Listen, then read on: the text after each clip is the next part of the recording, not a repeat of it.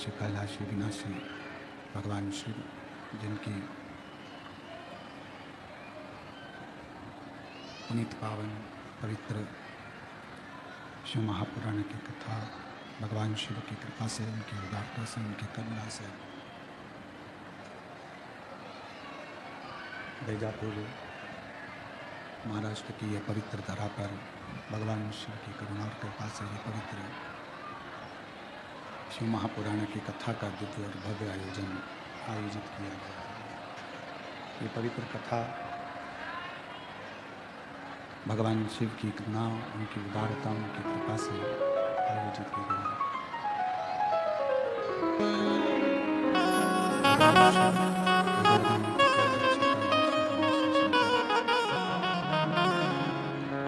जो संपूर्ण जगत का कल्याण करने वाले हैं,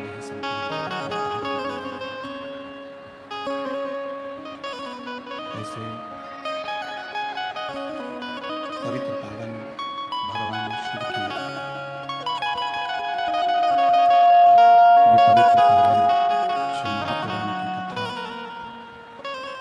के मुख्य यजमान श्री जीवनलाल जी, श्री रविंद्र कुमार जी संचेती, श्री विशाल जी संचेती परिवार बैजापुर महाराष्ट्र, जो इस पवित्र पावन शिव महापुराण की कथा का दिव्य और भव्य आयोजित किए।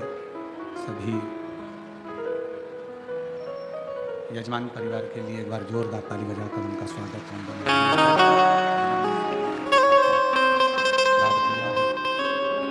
और इस पवित्र कथा को श्रवण करने का सौभाग्य बैजापुर की पवित्र भूमि पर प्राप्त हुआ है। कथा मंडप में विराजमान सभी संत, साधु, गुरुजन, तपस्वी जन, साधक, सभी के पवित्र चरणों को नमन करते हुए भगवान शिव की यह पवित्र कथा बैजापुर महाराष्ट्र की यह पवित्र धरा पर आयोजित की गई। और तेरी कृपा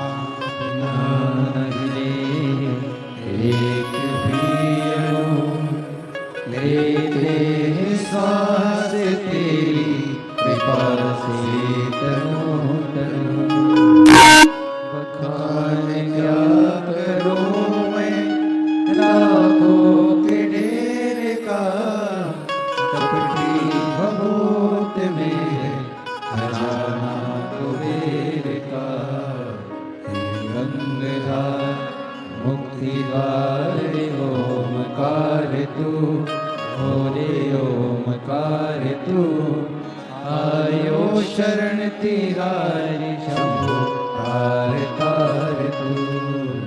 भगवान शिव जो संपूर्ण सृष्टि के पालन करता भी हैं, रचेता भी हैं और संहार करता भी है।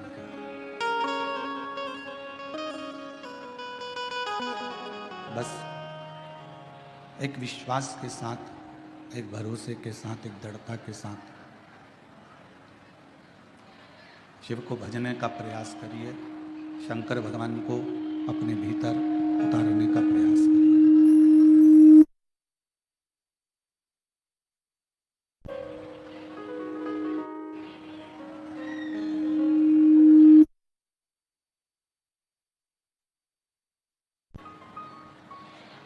शिव कोई दूसरे नहीं, शिव हमारी श्वास है।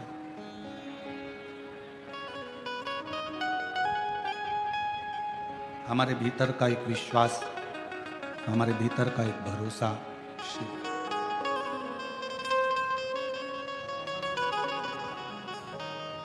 और जब तक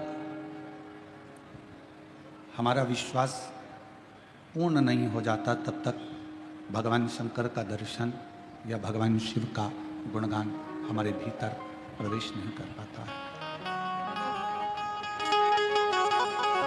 एक विश्वास को पाने, विश्वास को प्राप्त करने के लिए विश्वास को पाने के लिए कहीं जाने की जरूरत नहीं पड़ती। अगर हमें विश्वास को प्राप्त करना है, भरोसे को प्राप्त करना है, तो अपने भीतर एक निर्मल ज्योति भगवान के नाम की, मंत्र की, उनके स्मरण की जगाना होती है। अब उस ज्योत को जगाने के लिए आप कोई आडंबर में ना फंसें। शिव नाम की ज्योत जगाने के लिए किसी आडंबर की या दिखावे की या कहीं जाने की या किसी को कुछ कहने की जरूरत नहीं है। शिव नाम की ज्योत जगाने के लिए अपने भीतर केवल भगवान के मंत्र का, भगवान के नाम का उच्चारण करते जाइए। और आप जितना जितना उच्चारण करेंगे, जितना जितना नाम पुकारेंगे, उतना उतना विश्वास बढ़ता चलेगा। पार्वती जी को शिव कैसे मिले? माँ जगत जननी जगदम्बा अम्बा माता पार्वती जी को भगवान शंकर की प्राप्ति हुई कैसे? शिव मिले कैसे?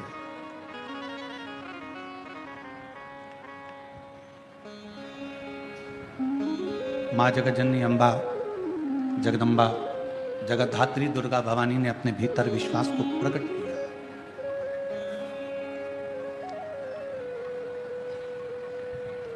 और माँ जगत जननी ने ये अपने भीतर ये विश्वास प्रकट कर लिया कि मुझे शिव की अर्धांगिनी बनना है, भगवान शंकर की संगनी बनना है।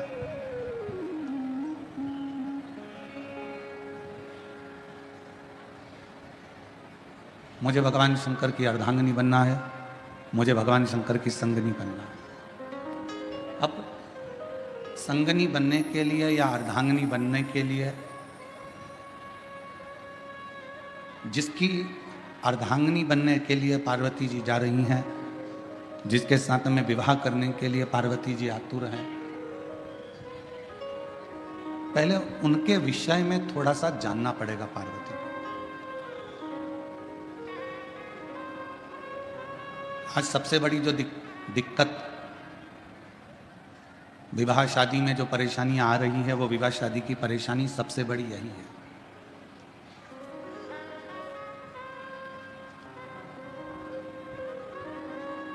हम ना लड़के के बारे में जान रहे हैं, हम ना लड़की के बारे में जान रहे हैं। जब विवाह हो जाता है, विवाह होने के बाद फिर पता चलता है कि लड़का कैसा है या लड़की कैसी है। और शिव महापुराण की कथा कहती है, भगवान शंकर का चरित्र कहता है, शिव तत्व कहता है, पार्वती जी ने जितना समय शिव को पाने के लिए तप किया, साधना की, आराधना की, उतने समय पार्वती जी ने केवल शिव को जानने का प्रयास किया। उतना समय केवल पार्वती जी ने भगवान शंकर को जानने का प्रयास किया, शिव को पहचानने का प्रयास किया। क्योंकि विवाह होने के बाद में अगर आप लड़के के बारे में कहीं से खबर उठा रहे हो कि वो लड़का ऐसा है या लड़का वैसा है या लड़का ऐसा या लड़की ऐसी है, लड़का वैसा, तो वो श्रेष्ठता नहीं, फिर उसकी कोई महत्वता या उसकी कोई मूलता नहीं है। पार्वती जी ने घोर तप कर कर शिव को जानने का प्रयास किया। अब आप आज के जमाने में तप नहीं कर सकते तो कम से कम तपास तो कर सकते हो।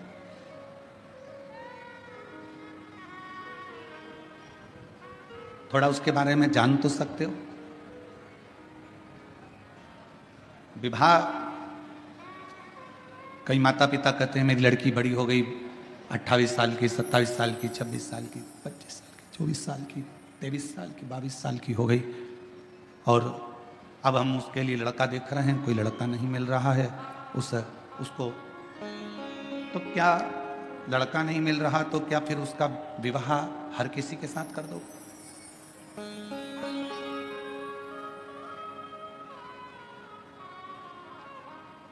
यही लड़के के साथ में भी है। लड़के के लिए लड़की देख रहे हैं, जम नहीं रहा, बहुत प्रयास कर लिया, बहुत प्रयास कर लिया, कोई जमता नहीं। जमता नहीं तो फिर क्या हर किसी के साथ में विवाह कर दो?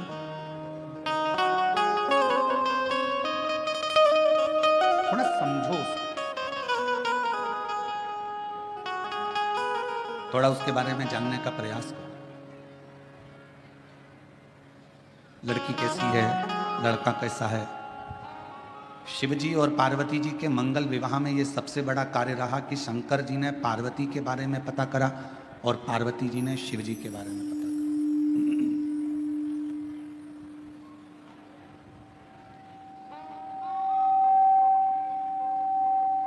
सप्त ऋषियों को भेजा गया, देवताओं को भेजा गया, अप्सराओं को भेजा गया, गंधर्वों को भेजा गया। और सबको भेजने का कारण केवल इतना था कि मालूम कर लें कि पार्वती जी की तप साधना में बल कितना है, कितना बल।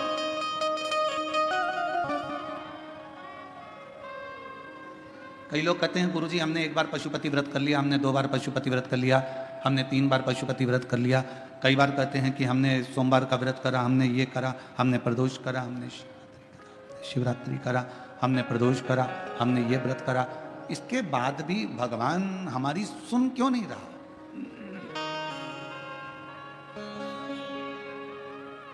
आप आए नहीं और सुबह हो गई, मेरी पूजा की थाली धरी की धरी गई। आप रात बताते नहीं कि आने में क्यों देरी हो गई, कारण क्या है? क्या गलती हुई है? क्यों नहीं आए, क्यों रह गए, किस लिए नहीं पहुंचे, वह तो मालूम पड़े।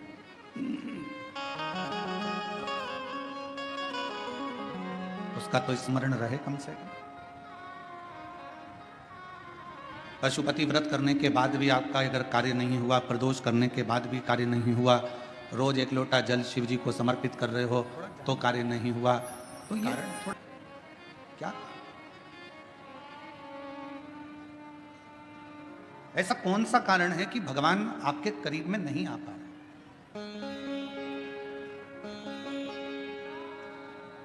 मतलब हमारी परीक्षा हमारा शिव अपने करीब में लाने के लिए बहुत ले रहा, बहुत, और होगा।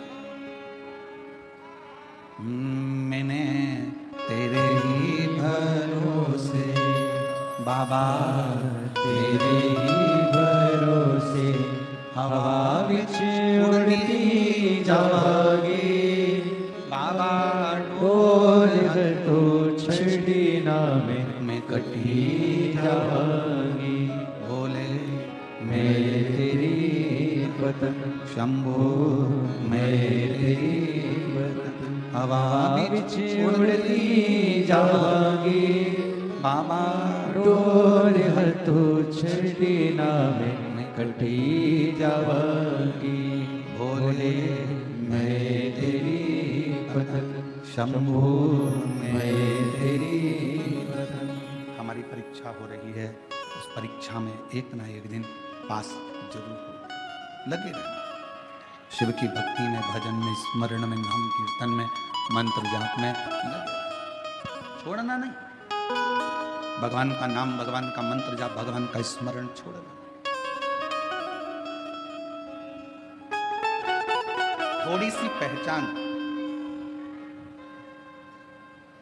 अगर ड्राइवर से है आपकी, तो ड्राइवर आपका जहां उतरने की जगह है ना, जहां पर भी आपको उतरना है, ड्राइवर वहां गाड़ी याद से रोक देता, धीमी कर देता।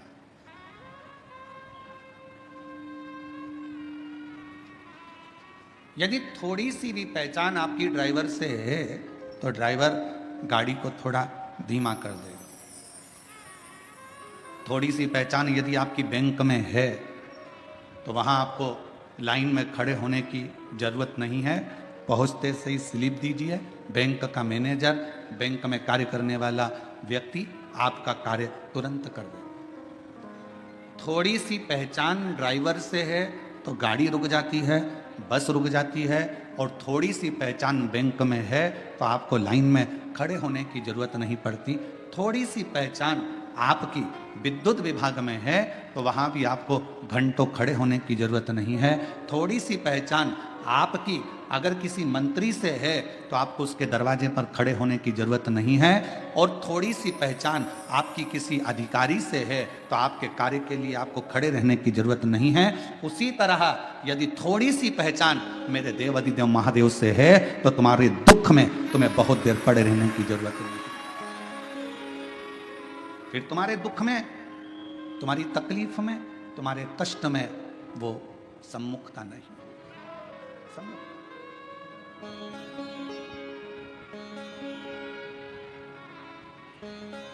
बनाओ, ड्राइवर से पहचान बनाई तो ड्राइवर ने बस को रोक दिया। कई बार हमने तो ये भी देखा है कि अगर रेल के ड्राइवर से भी पहचान अच्छी हो जाती है तो वो ट्रेन भी धीमी कर देता। 1-2 मिनट के लिए, 2-4 सेकंड के लिए ट्रेन तुम्हारे लिए ज्यादा रोक देता है। अरे अपनी पहचान वाली चढ़ रही है, बेचारी धीमी धीमी चढ़ती है। छत्रपति संभाजी नगर में ट्रेन अगर आएगी तो मैं तुम्हारे लिए थोड़ा धीमा कर दूंगा, 1-2 सेकंड आप थोड़ा उतर लेना, चढ़ लेना, ऐसा कर।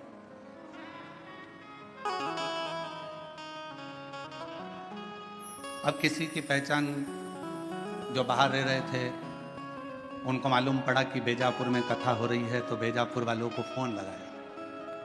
आप में से कई लोगों ने लगाया होगा, रिश्तेदारों को। क्यों? वो विशाल संचेती जी से पहचान है क्या तुम्हारी? पूछा क्यों? अरे कथा करवा रहे हैं, संचेती परिवार कथा करवा रहा है, बेजापुर में कथा हो रही है।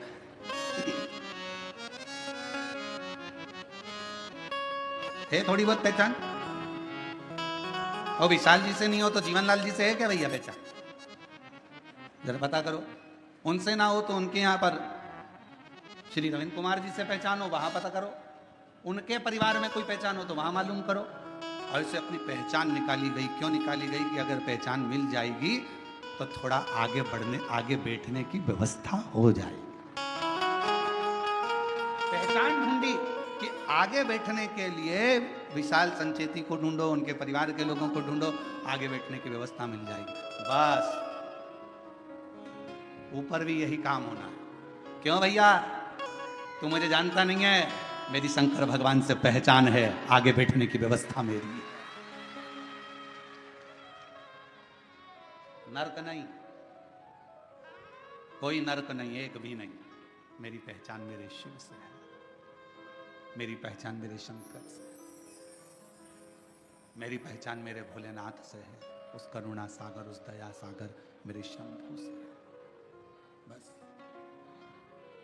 हमारे दो ही रिश्तेदार, हमारे दो ही रिश्तेदार, एक हमारे भोले बाबा, एक हमारे भोले बाबा, दूजी गोरा रानी सरकार, हमारे दो ही रिश्तेदार, हमारे दो ही रिश्तेदार।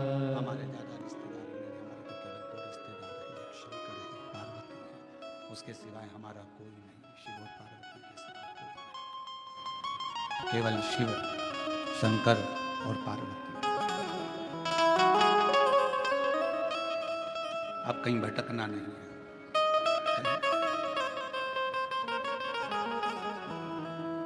कहा, किसी ने पूछा गुरुजी बड़ी तकलीफ होती है, बड़ा दुख होता है, शरीर में रोग होता है, कष्ट होता है, तो हमें क्या करना चाहिए? हमने कहा कि जितनी जितनी शरीर में रोग बढ़ता चले जाए उतना श्री शिवाय नमस्तुभ्यम मंत्र का जाप बढ़ाते चलो। जितना तकलीफ, जितना दुख बढ़ता चले जाए उतना भगवान का नाम बढ़ाते चलो।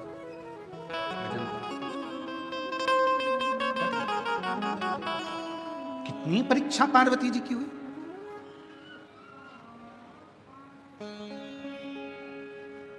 और संसार में अगर जन्म लिया है, मृत्यु लोक में आए हो, ये जगत में अगर जन्मे हो, संसार सागर में अगर आपका हमारा जन्म हुआ है तो हर पल परीक्षा देना ही पड़ेगा। पहले आप कुछ नहीं करते हो तो दुनिया तुमको निठल्ला कहेगी। आपने अगर कोई काम करना चालू करा तो दुनिया के लोग आप पर हंसेंगे। इसके बस का है? इसके पिताजी ने करा कभी जो यह करेगा? पहले काम नहीं करोगे, लोग निठल्ला समझेंगे, ताना देंगे, गाली देंगे, अपशब्द कहेंगे। फिर आप काम करना चालू करेंगे तो लोग आपको फिर कहना प्रारंभ करेंगे कि हंसेंगे। इसके बस का है?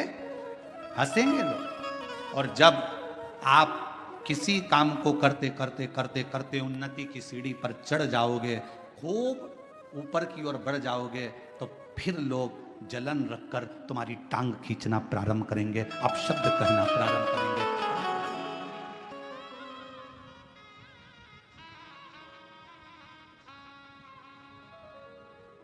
पहले कुछ नहीं करते थे ना, तो लोग तुमको ऐसे समझते थे, निठल्ला है, फालतू है, बैठा रहता है, हराम की रोटी तोड़ता है। काम करना चालू करा तो लोग कहेंगे बताओ ये करेगा, इतनी सारी दुकानें डली है, उनकी नहीं चल रही तो इसकी क्या खाक चलेगी? इतने सारे लोग कंपटीशन एग्जाम में बैठे हैं, इसकी क्या नौकरी खाक लगेगी? सरकारी नौकरी लगना कोई सरल बात है क्या?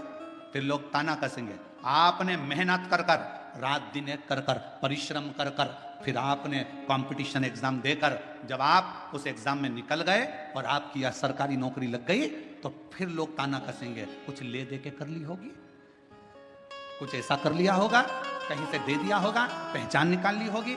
फिर लोग ताना कसना प्रारंभ कर देते हैं, तुम्हारे को पांव पकड़कर नीचे खींचना प्रारंभ कर देते। घबराना नहीं, हिम्मत मत हारना।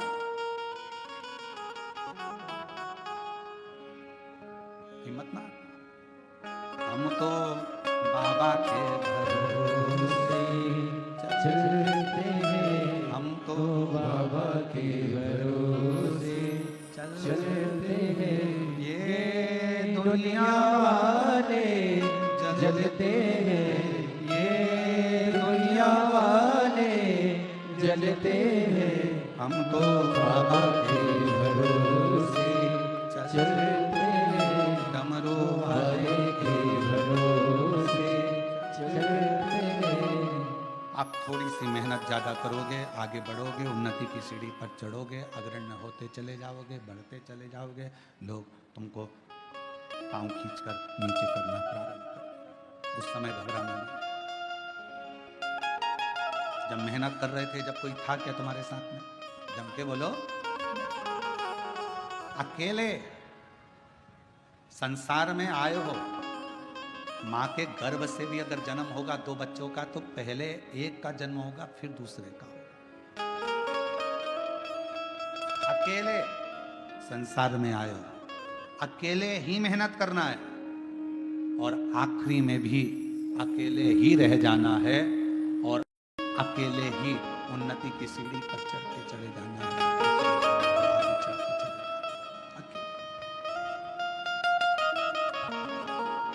और कोई आएगा नहीं आएगा, कोई तुम्हारा साथ देगा नहीं देगा, कोई तुम्हारे साथ खड़ा होगा नहीं खड़ा होगा, पर तुम्हारे साथ एक तुमने जो भला करा है, किसी भूखे को भोजन कराया, प्यासे को पानी पिलाया, किसी के लिए तुमने अच्छा किया, वो तुम्हारा किया गया श्रेष्ठ कर्म तुम्हारे सामने आकर खड़ा हो।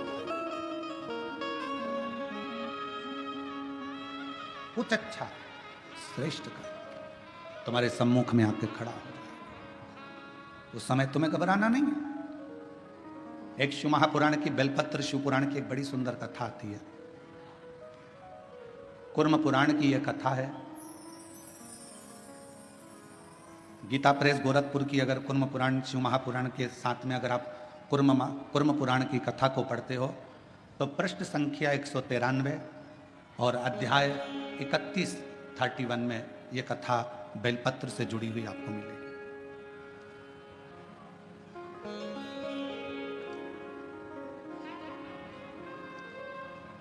एक कथा आती है,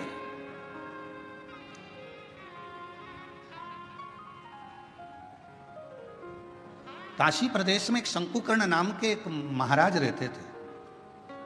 हमने उनको महाराज कहा।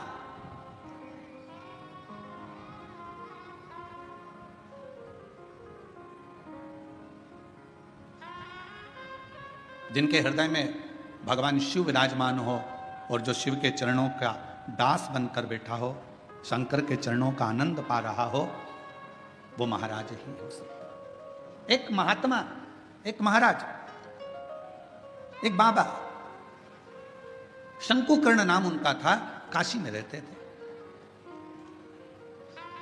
शिव जी की भक्ति करना, भजन करना, मंत्र जाप करना, नाम स्मरण करना, पूजन करना, अर्चना करना, बस उसी में लगे रहते थे।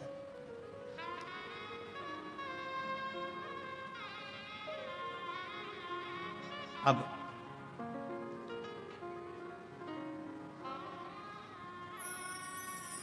ये कथा कुर्म पुराण की भी है, ये कथा स्कंद पुराण के काशी खंड की भी है, और ये कथा शिव महापुराण की भी है, और ये कथा लिंग पुराण की भी है। 4 पुराण में से लेकर इस कथा को बांटा जा रहा है। अगर कुर्म पुराण में पढ़ोगे तो गीता प्रेस गोरखपुर की 193 नंबर पेज पर इसको पढ़ सकते हो। स्कंद पुराण को पढ़ोगे तो काशी खंड में पढ़ सकते हो। लिंग पुराण को पढ़ेंगे तो भगवान शिव के लिंगों का वर्णन में इसको पढ़ सकते हो।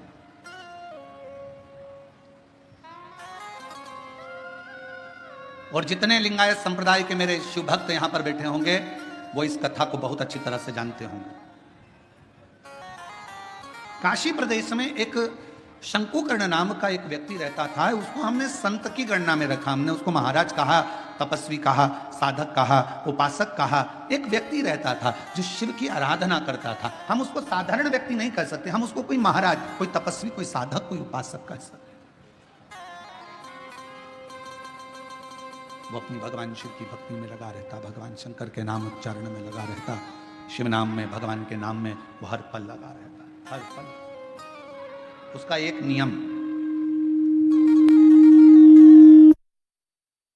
बड़ा प्रबल था, उसका एक नियम बड़ा प्रबल था। प्रतिदिन गंगा मां का स्नान करता, काशी विश्वनाथ जी के मंदिर में जाकर बुआरी लगाता, झाड़ू लगाता, सफाई करता, जितनी बेलपत्र पड़ी हुई मिलती उनको मस्तक पर चढ़ा लेता और उनको गंगा में विसर्जन करता।